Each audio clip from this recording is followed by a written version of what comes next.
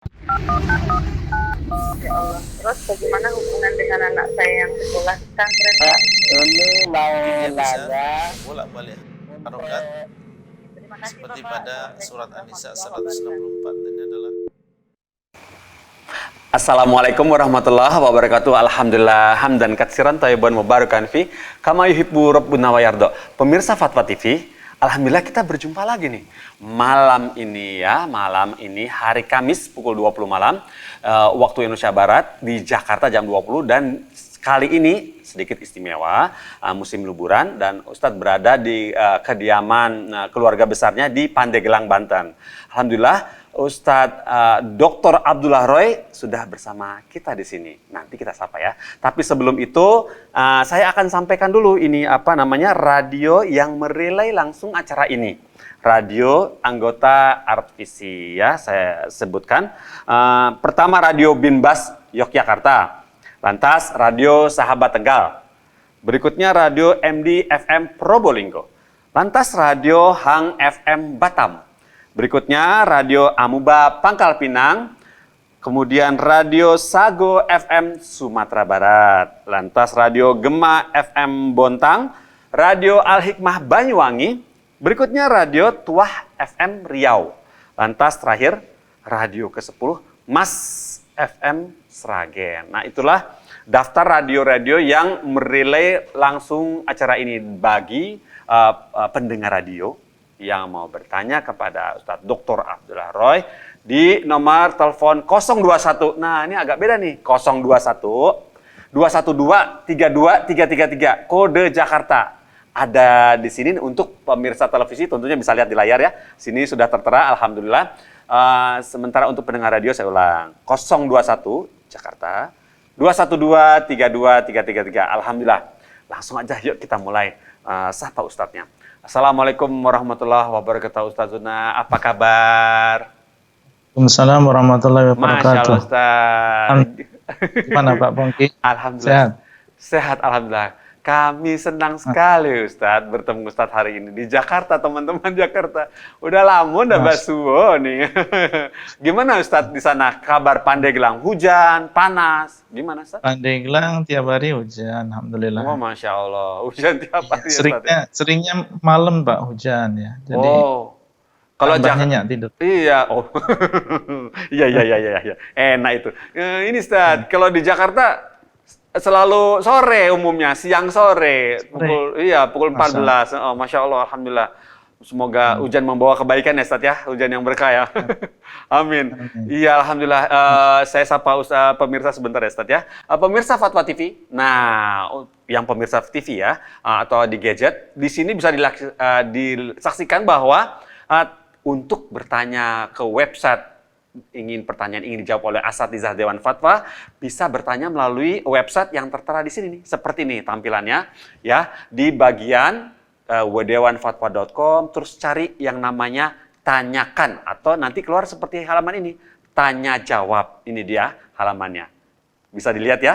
Alhamdulillah. Seperti ini ya tampilan websitenya, dan kemudian bisa ditanyakan situ permasalahannya dan nanti insya Allah akan dijawab oleh Asatizah Dewan Fatwa sesuai dengan bagian-bagiannya ya.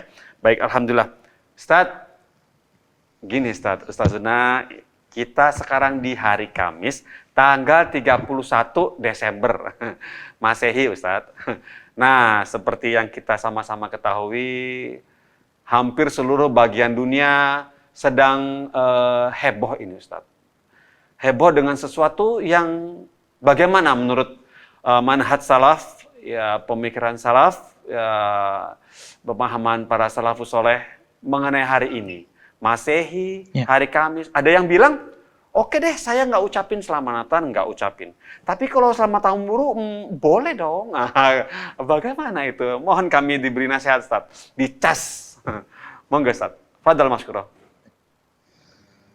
Bismillahirrahmanirrahim. Alhamdulillah Rabbil Alamin. Wa asyhadu an la ilaha illallah wahdahu la syarikalah. Wa asyhadu anna Muhammadan abduhu wa rasuluhu sallallahu alaihi wa ala alihi wa sahbihi wa tabi'ina lahum bi ihsanin ila yaumiddin wa sallama tasliman katsiran amma ba'd. Para pemirsa Fatwa TV dimanapun antum berada, alhamdulillah kita bersyukur kepada Allah SWT dan senantiasa bersyukur kepada Allah yang telah memberikan kenikmatan kepada kita semua yang zahir maupun yang batin. Semoga Allah SWT menjadikan kita semua termasuk hamba-hamba Allah yang pandai bersyukur kepadanya. Ada 3 poin yang ingin kita sampaikan pada kesempatan kali ini. Yang pertama, tidak terasa kita sudah berada di penghujung tahun 2020. Dan sepertinya baru kemarin kita memasuki tahun 2020. Tentunya ini adalah sesuatu yang menjadikan seorang muslim sadar bahwasanya waktu ini cepat berlalu. Dan termasuk di antara tanda-tanda dekatnya hari kiamat adalah taqarubuz zaman. Semakin berdekatannya zaman. Dan ini yang kita rasakan. Oleh karena itu seorang muslim hendaklah dia menyadari fenomena ini dan menjadikan dia tergugah dan semakin bersemangat untuk membekali dirinya. Karena mau tidak mau dia akan meninggalkan dunia. Mau tidak mau dia akan menuju akhiratnya. Hendaklah dia takut kepada Allah, bertobat dari seluruh kemaksiatan dan seluruh dosa, memperbaiki dirinya. Dan ini dilakukan oleh seorang muslim setiap waktunya. Ya ayyuhalladzina amanu taqullaha wal tanzur nafsum ma qaddamat lighad. Wahai orang-orang yang beriman, hendaklah kalian bertakwa kepada Allah dan hendaklah sebuah jiwa melihat apa yang sudah dia lakukan untuk nasib dia di kemudian hari. Apa yang sudah kita lakukan. Banyak saudara-saudara kita yang beberapa hari yang lalu mereka masih bersama kita di dunia dan ternyata hari ini, kemarin kita mendengar tentang sudah meninggalnya beliau. Itu poin yang pertama. Kemudian poin yang kedua, kita di tanggal 31, di malam tanggal 1 ini, tidak ada di sana ritual khusus. Ya, acara khusus. Dan malam tanggal 1 sebagaimana malam-malam yang lain. Tidak ada keutamaan dari sisi agama. Sehingga dilarang kita melaksanakan sebuah acara dinisbahkan kepada agama atau dianggap itu adalah sebuah ibadah di malam hari ini. Meskipun itu dibumbui mungkin dengan cara membaca Al-Quran atau membaca zikir bersama atau ada ceramah khusus tentang masalah tertentu di malam hari ini, tidak ada di sana acara khusus. Tidak ada. Dan tidak ada di sana keutamaan khusus. Baik, kemudian yang ketiga tentang masalah mengucapkan selamat tahun baru, maka ini juga sama dengan hukum mengucapkan selamat Natal kepada umat agama yang lain. Di sana ada hubungan yang erat antara tahun baru dengan Natal. Tahun baru Masehi ini berdasarkan kelahiran Nabi Isa alaihissalam yang diyakini oleh sebagian orang hadahumullah bahwasanya beliau adalah anak Allah. Padahal Allah SWT mengatakan lam yalid wa lam yulad. Allah SWT tidak melahirkan dan Allah tidak dilahirkan. Hubungan yang erat antara dua perkara ini. Oleh karena itu sebagaimana mengucapkan selamat Natal ini tidak diperbolehkan, Demikian pula mengucapkan selamat tahun baru ini juga tidak diperbolehkan. Ya. Ya. Kemudian yang keempat berarti ya, Ya. tentunya adalah kita meninggalkan merayakan tahun baru di malam seperti ini, meninggalkan itu semua karena Allah. Karena Allah. Karena manusia berbeda ya. Di malam hari ini mungkin kebanyakan mereka tidak keluar rumah, kebanyakan mereka tidak merayakan tahun baru. Cuma niatnya berbeda-beda. Ada di antara mereka yang niatnya karena COVID, khawatir tertular oleh COVID apabila mereka campur baur dengan manusia. Ya. Ada di antara mereka yang mungkin niatnya karena tidak punya uang. Ya. Ya.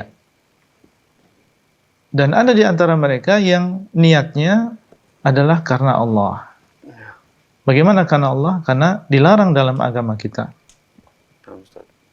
Ya, karena mungkin di sana pertama ada tasyabbuh ya dengan orang-orang kufar, menyerupai orang-orang kufar karena ini adalah hari raya mereka.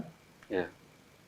Kemudian di dalamnya ada kefasikan, di dalamnya ada kemaksiatan. Makanya kita dengar ya banyak orang-orang yang tertangkap karena dia menyediakan obat-obatan terlarang yang digunakan untuk akhir tahun. Nah, ini menunjukkan begitu banyaknya kefasikan, kemaksiatan yang dilakukan di malam seperti malam hari ini. Jadi ada di antara mereka yang tidak merayakan hari seperti ini atau malam seperti ini karena Allah. Dan inilah yang mendapatkan pahala. Sebagaimana dalam hadis Allah SWT mengatakan wa in tarakaha uktubuha lahu hasanah innama tarakaha min jarra'i. Apabila dia meninggalkan kemaksiatan tersebut, maka tulislah apa yang dia lakukan itu sebagai sebuah kebaikan. Karena sesungguhnya dia meninggalkan itu karena aku. Menunjukkan bahwasanya orang yang meninggalkan sesuatu karena Allah, maka itulah yang akan ditulis pahala oleh Allah SWT.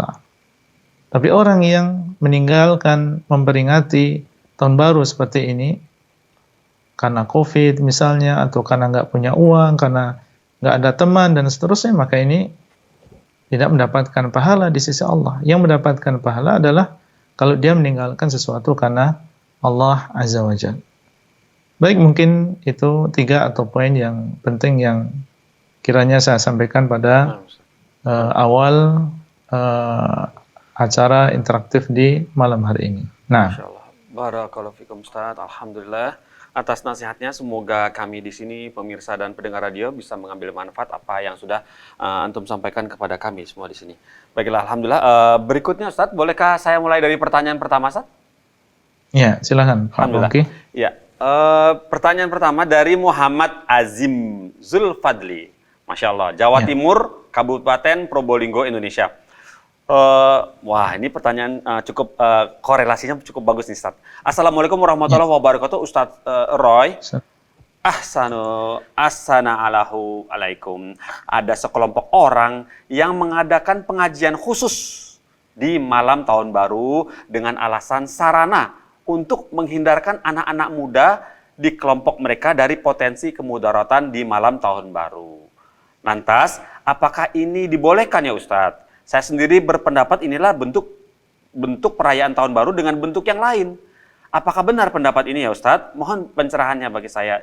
Barakallahu fikum Ustadz atas jawabannya. Baik, Saudara Muhammad Azim di Probolinggo.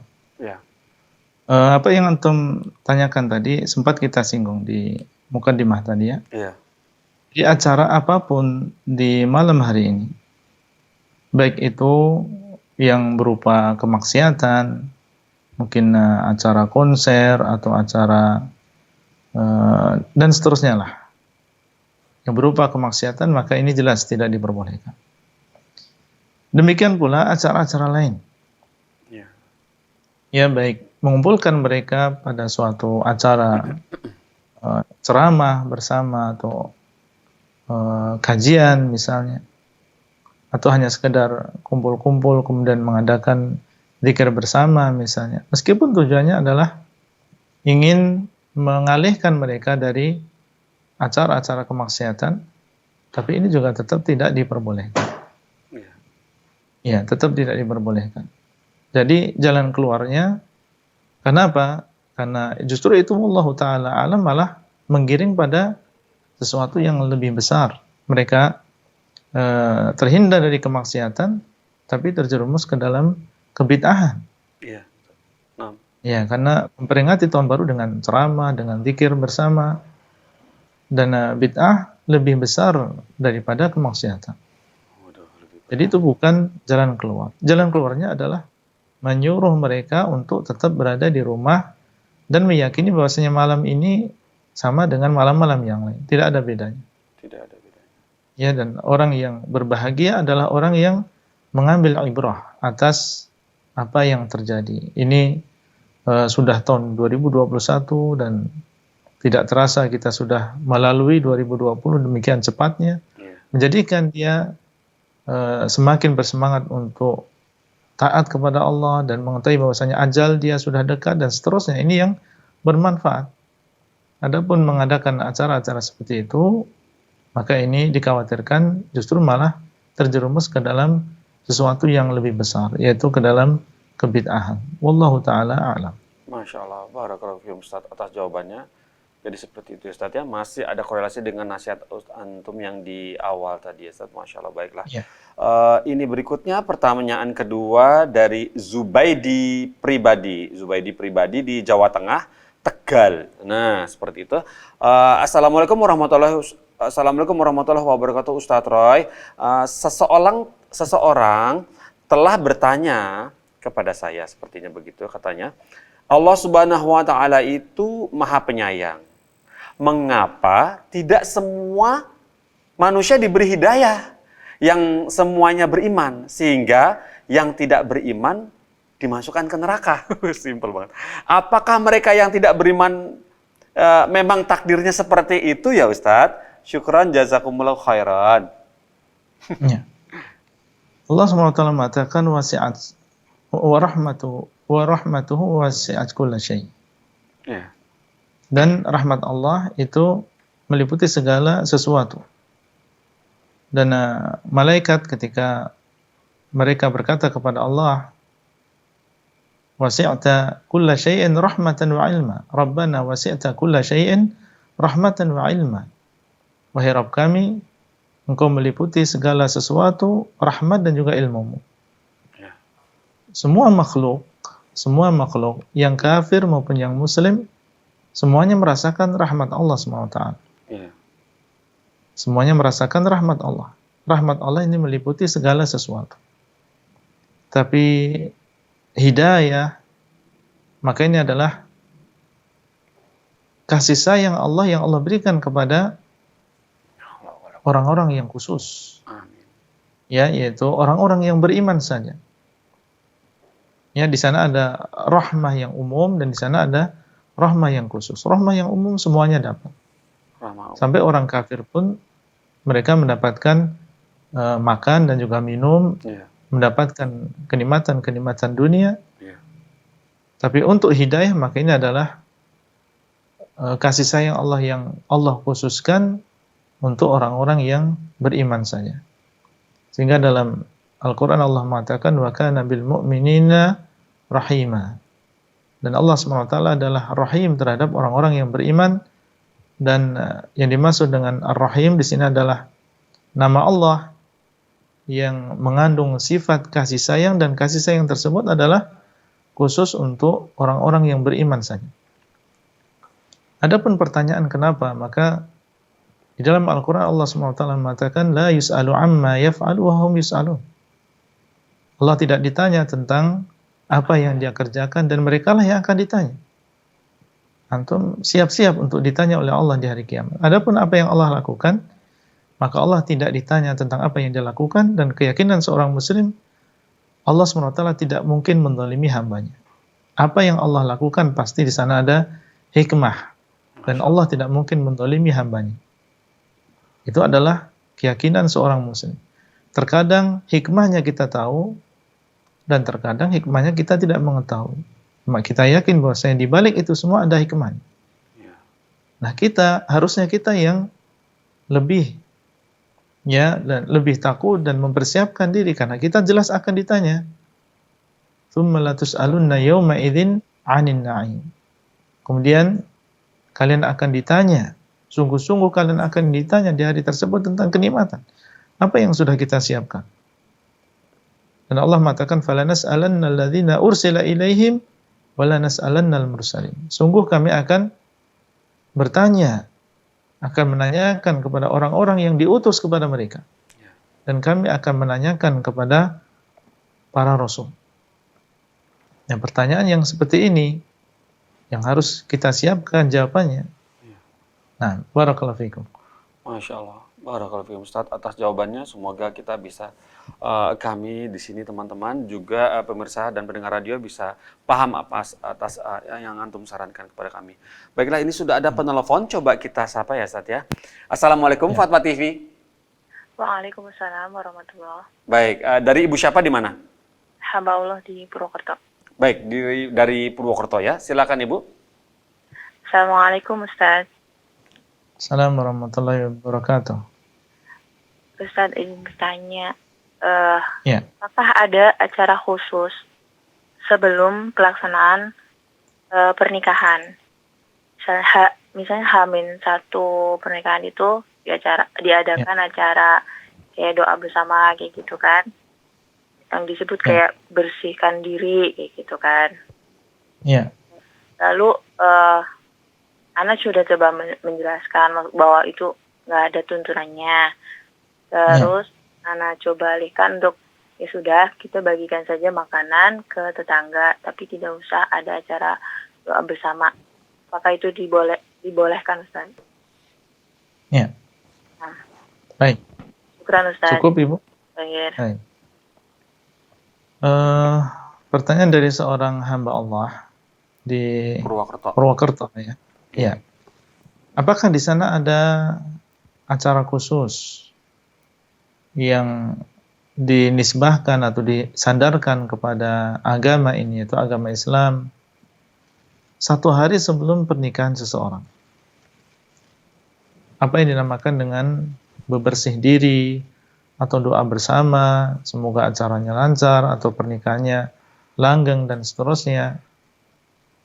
Maka jawabannya tidak ada di sana sunnah dari Nabi SAW atau yang dilakukan oleh salah seorang salaf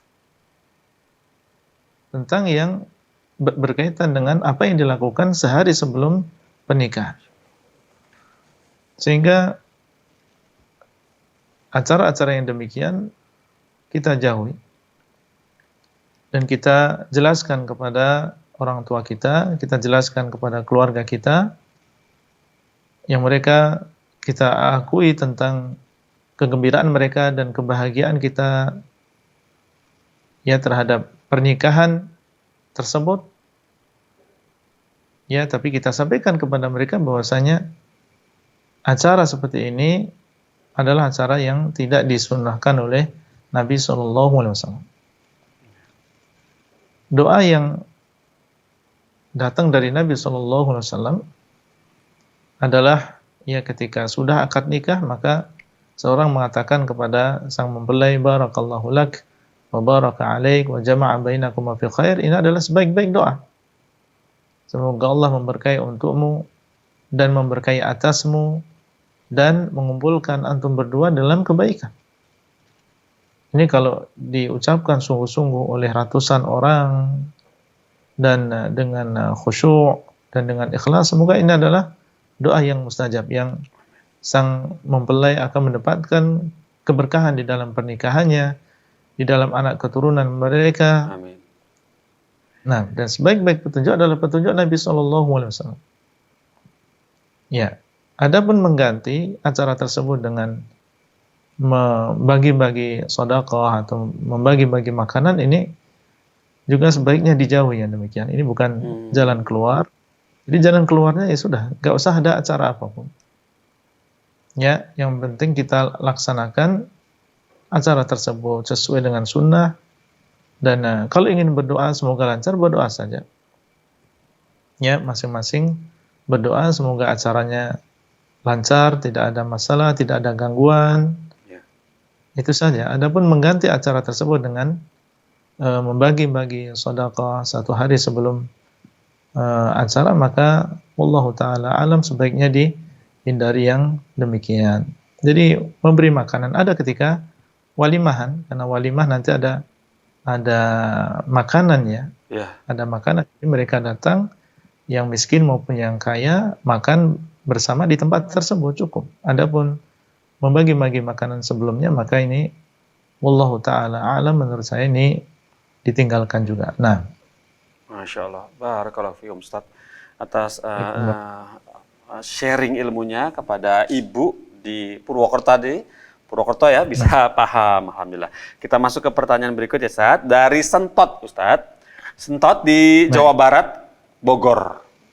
Assalamualaikum warahmatullahi wabarakatuh, Ustaz Roy. Saya melaksanakan ibadah wajib dan sunnah dengan ikhlas, tanpa memikirkan pahala. Nah, apakah sudah benar sikap saya tersebut? Barakallahu fikum. Iya. Pertama, Bapak atau Ibu itu tadi, Pak? Tadi Bapak, ya? Bapak Sentot di Bogor, Jawa Barat. Pertama, Pak, kita jauhilah. Kita mengatakan saya telah mengerjakan amalan dengan ikhlasnya. Oh gitu. Karena Allah SWT mengatakan fala tuzakku anfusakum. Janganlah kalian menyucikan diri kalian atau mentazkiyah diri kalian sendiri. Ya, para salaf dahulu berat untuk mengatakan ikhlas. Ya, berat bagi mereka untuk mengatakan ikhlas. Meskipun mereka sebenarnya adalah orang-orang yang mengikhlaskan dirinya untuk Allah. Termasuk perkara yang paling sulit dihadapi oleh para salaf adalah tentang masalah keikhlasan ini. Sebagaimana ucapan Sufyan Ats-Tsauri, ma'alaztu syai'an asyadda min niyati. Ya, aku tidak pernah mengobati sesuatu yang lebih sulit daripada niat. Fa innaha tataqallabu, karena niat itu berubah-ubah.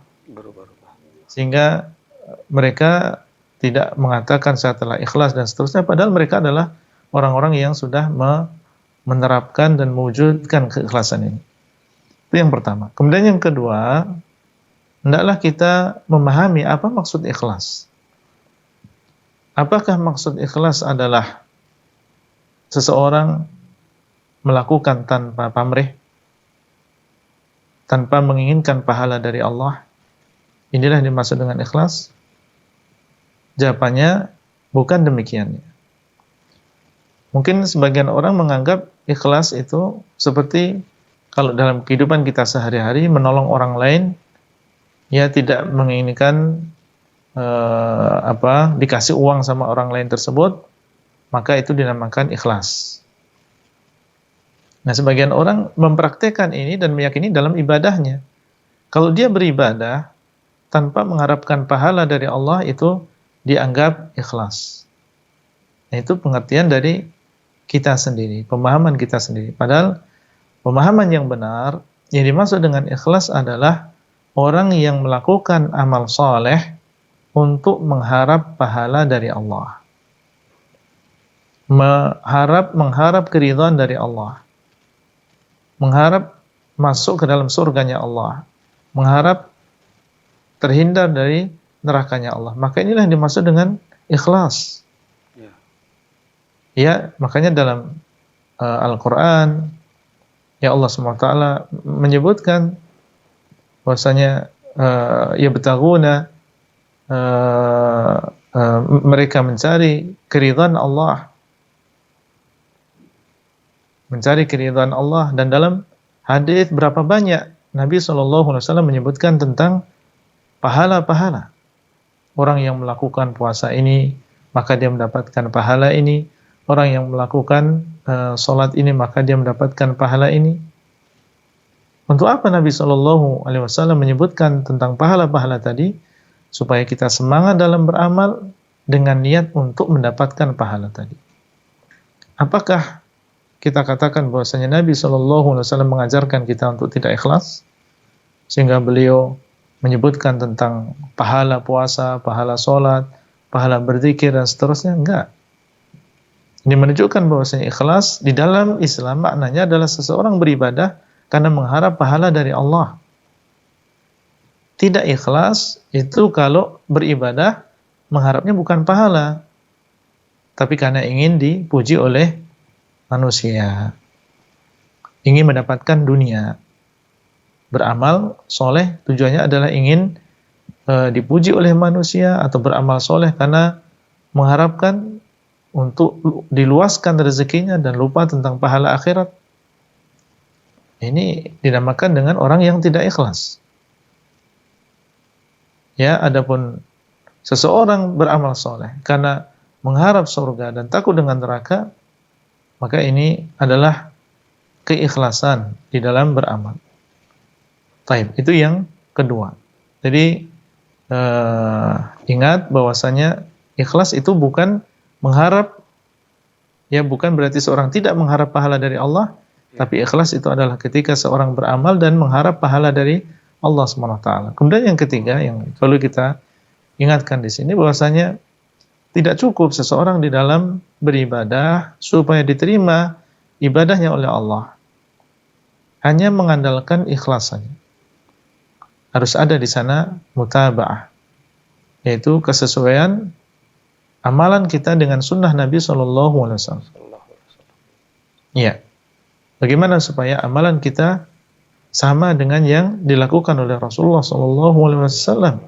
Sallu kama ra'aitumuni usalli. Hendaklah kalian sholat sebagaimana kalian melihat aku sholat. Litakhudhu anni manasikakum. Hendaklah kalian mengambil dariku manasik kalian. Dan Nabi SAW mengatakan, Man amila amalan laisa alaihi amruna fahuwa rad. Barang siapa yang mengamalkan sebuah amalan tidak ada contohnya dari kami, maka perbuatan tersebut atau amalan tersebut tertolak. Nah, Allah Ta'ala a'lam. Masya Allah. Barakallahu fiikum Ustaz. Masya Allah. Masya Allah. Baiklah. Allah Akbar. Baiklah. Berikutnya Ustaz. Pertanyaan berikut dari Hari Mukti di Jawa Timur, Kota Malang. Assalamualaikum warahmatullahi wabarakatuh Ustaz Roy. Saya mau bimbingannya. Saya mohon bimbingannya. Amalan apa saja yang harus dilakukan agar bisa masuk ke surga dan terbebas dari siksa neraka. Sedangkan rasanya terlalu banyak ini dosa-dosa yang setelah saya lakukan. Terima kasih atas bimbingannya. Jazakumullah khairan. Ya. Amalan yang paling besar yang bisa memasukkan atau menjadi sebab seseorang masuk ke dalam surga adalah tauhid. Ini adalah syarat mutlak untuk masuk ke dalam surganya Allah SWT. Di dalam sebuah hadis Rasulullah SAW mengatakan, Man qala la ilaha illallah dakhala al-jannah. Barang siapa yang mengatakan la ilaha illallah, maka dia akan masuk ke dalam surga. Menunjukkan bahwasanya orang yang mengatakan la ilaha illallah, tidak ada sesembahan yang berhak disembah kecuali Allah, dan meyakini tentang kebenaran ucapan ini, dan dia mengamalkan, mempraktekkan dalam kehidupan dia sehari-hari, maka dia akan masuk ke dalam surga. Tidak akan masuk ke dalam surga kecuali orang-orang yang bertauhid. Sehingga hendaklah kita bersungguh-sungguh. Kalau memang Allah SWT sudah memberikan taufik kepada kita, memberikan hidayah kepada kita untuk mempelajari yang satu ini, yaitu mempelajari tauhidullah, karena ini adalah syarat mutlak untuk masuk ke dalam surga. Tidak mungkin masuk ke dalam surga kecuali orang yang memiliki syarat ini. Kemudian yang kedua, di antara yang banyak memasukkan seseorang ke dalam surga adalah husnul khuluq. yaitu baiknya akhlak. Baiknya akhlak, yaitu akhlak seseorang kepada orang lain, ya, kepada keluarganya, kepada tetangganya, kepada orang Islam, atau bahkan kepada orang yang kafir sekalipun. Di dalam sebuah hadis, ketika Nabi SAW ditanya oleh sebagian sahabat tentang aktsaru ma yudkhilun nas al-jannah, perkara yang paling banyak memasukkan manusia ke dalam surga. Maka beliau mengatakan taqwallah wa husnul khuluq. Takwa kepada Allah dan juga akhlak yang baik kepada manusia. Sehingga masuk ke dalam surga bukan hanya dengan seseorang mengandalkan tauhid, sementara dia mengabaikan akhlaknya kepada anak, akhlaknya kepada tetangga, tapi dia juga harus memperhatikan tentang akhlaknya. Ya, adalah dia memperbaiki akhlaknya kepada orang lain. Karena ini termasuk di antara yang memasukkan seseorang ke dalam surga. Nabi SAW pernah ditanya tentang wanita yang dia sholat malam, di malam hari, dan di siang hari dia berpuasa, tapi dia menyakiti tetangganya.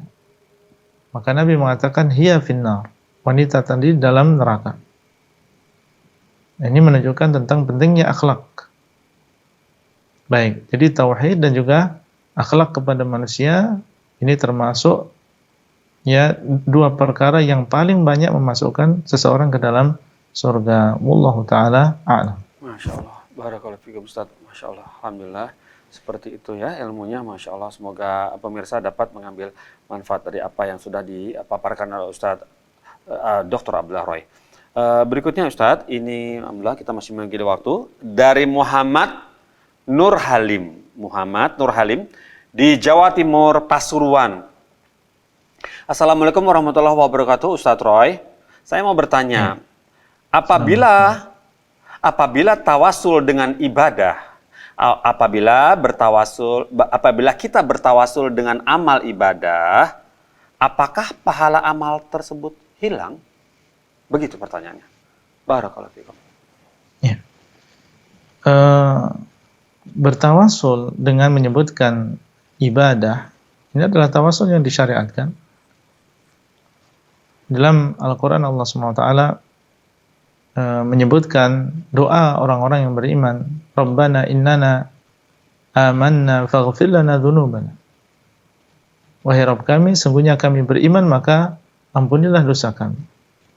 Bertawasul dengan iman. Demikian pula di dalam hadis kisah 3 orang yang mereka terjebak di dalam goa dan tertutup batu yang besar. Maka masing-masing berdoa kepada Allah dengan menyebutkan ibadahnya. Ibadah yang menurut mereka adalah ibadah yang paling ikhlas, yang diharapkan pahalanya dari Allah SWT. Ini menunjukkan bahwasanya bertawasul dengan menyebutkan ibadah ini sesuatu yang disyariatkan. Di sana ada 3 jenis tawasul yang disyariatkan.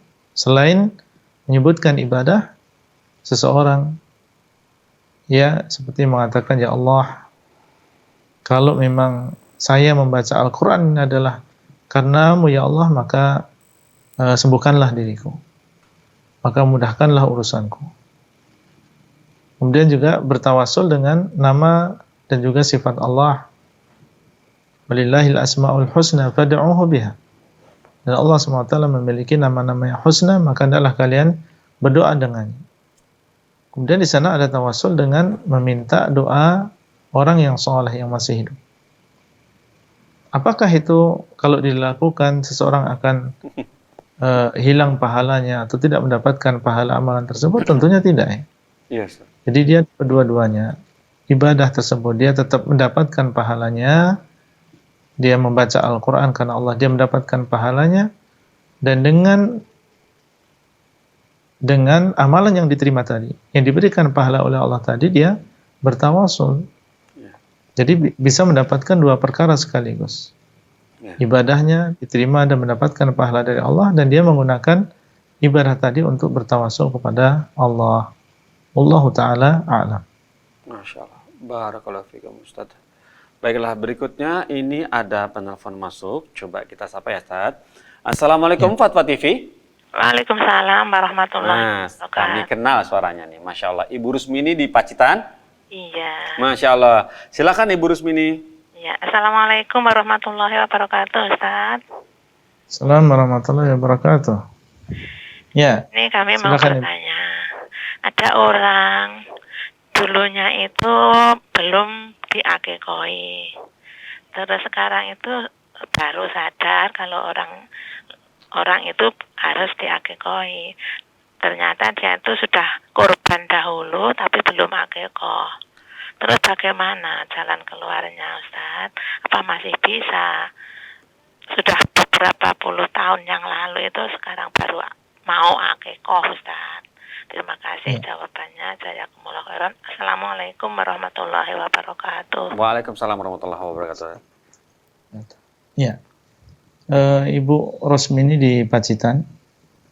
Tentang masalah akikah dan juga korban ini menurut jumhur ulama dua-duanya adalah perkara yang sunnah muakkadah. Sunnah yang dikuatkan, bukan merupakan kewajiban atau keharusan.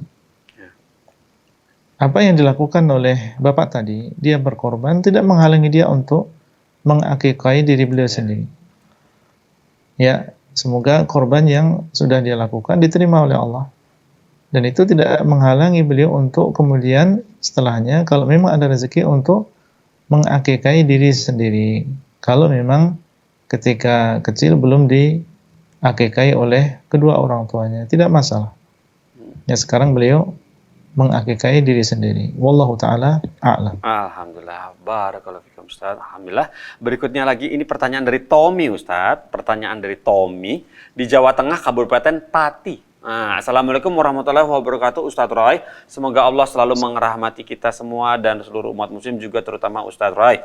Ustaz, benarkah bahwa orang-orang yang dicintai Allah itu tersembunyi, begitu juga amal yang dicintai Allah? Benarkah orang-orang yang dicintai Allah itu begitu tersembunyi? Itu tersembunyi, begitu juga amal yang dicintai Allah.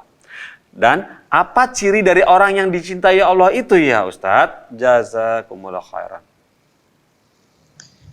Iya, orang yang dicintai oleh Allah SWT, ada di antara mereka yang tersembunyi, ada yang tidak tersembunyi. Kita mengenal Abu Bakar, mengenal Umar, mengenal Utsman, Ali, dan mereka bukan orang-orang yang tersembunyi.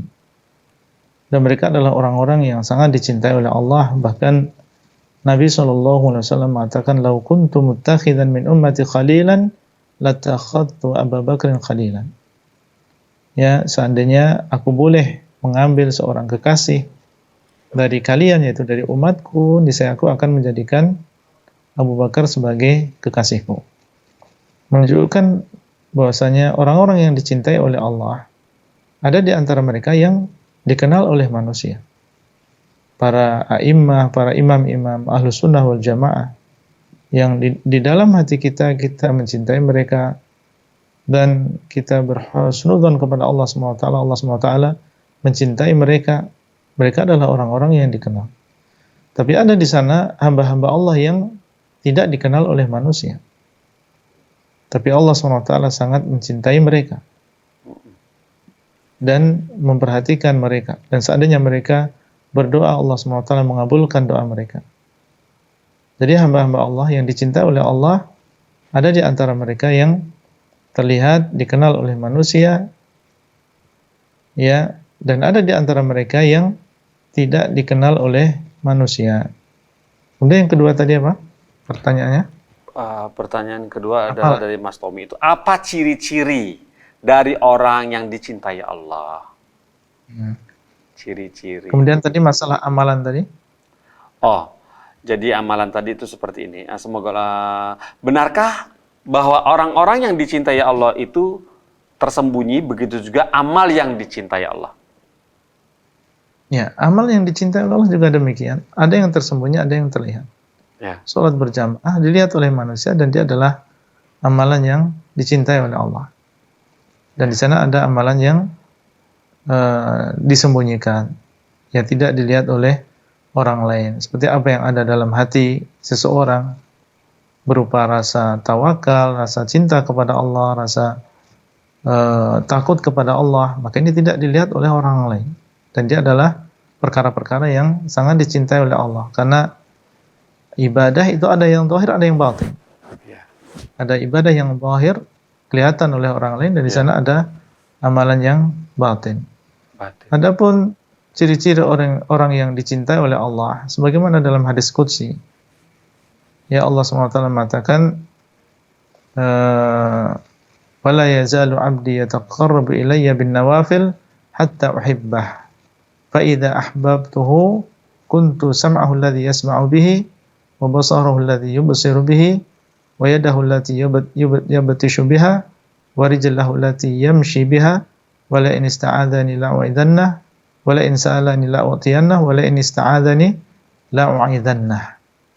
Allah mengatakan, apabila seseorang terus-menerus beri taqarrub kepadaku dengan amal yang sunnah, ya, sampai aku mencintainya.